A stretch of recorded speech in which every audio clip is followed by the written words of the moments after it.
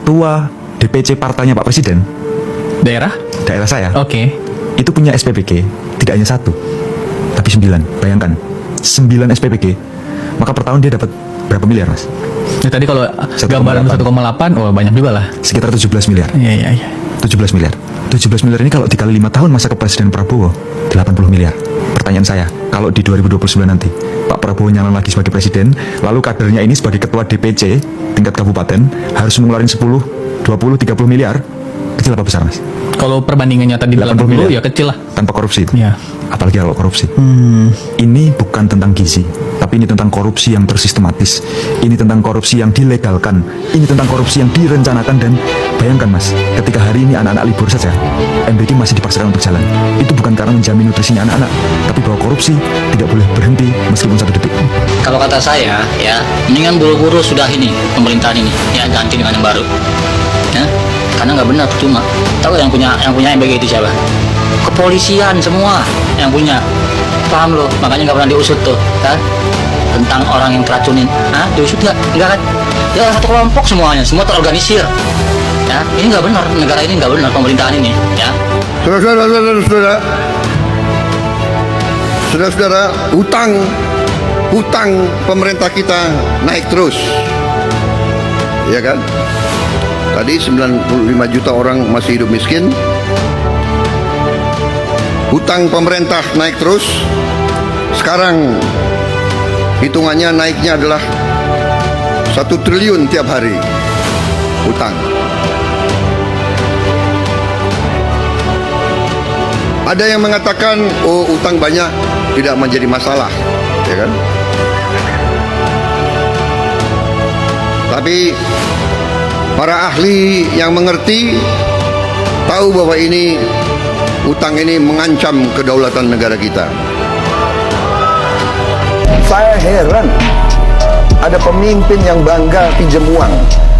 Tapi bagaimana kita bisa menjalankan pembangunan ekonomi hanya dengan mengandalkan pinjam uang gitu. Apalagi pinjam uang untuk bayar overhead.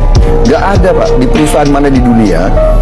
Saya kira negara pun tapi yang akan tenang kalau dia pinjam uang untuk bayar overhead.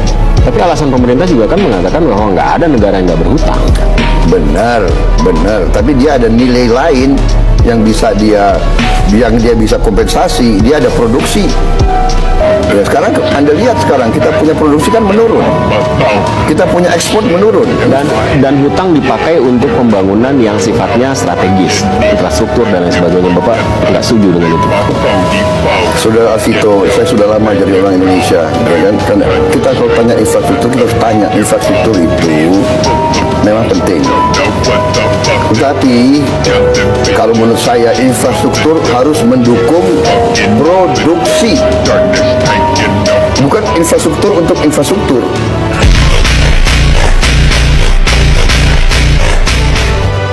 Pegawai MBG dijadikan ASN yang baru saja bekerja.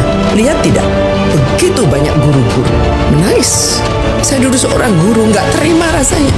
Problemnya adalah MBG menyerap anggaran 223 triliun anggaran pendidikan.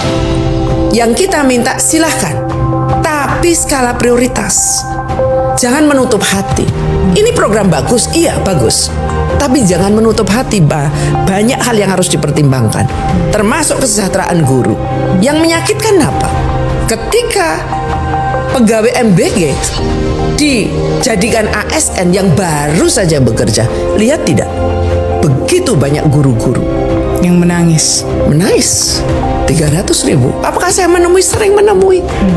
Apakah kita diam saja? Kita sudah berteriak. Tapi regulasi belum menguntungkan mereka. Maka undang-undang Sisdiknas ini yang menjadi jalan keluar. Saya dulu seorang guru, nggak terima rasanya. Ini menimpa terlalu banyak guru yang saya kira ini dijolimi oleh negara. Itu, Mbak. Jadi saya harus mengungkapkan ini karena sedemikian banyak orang sangat berharap. Sekarang ada diangkat paruh waktu.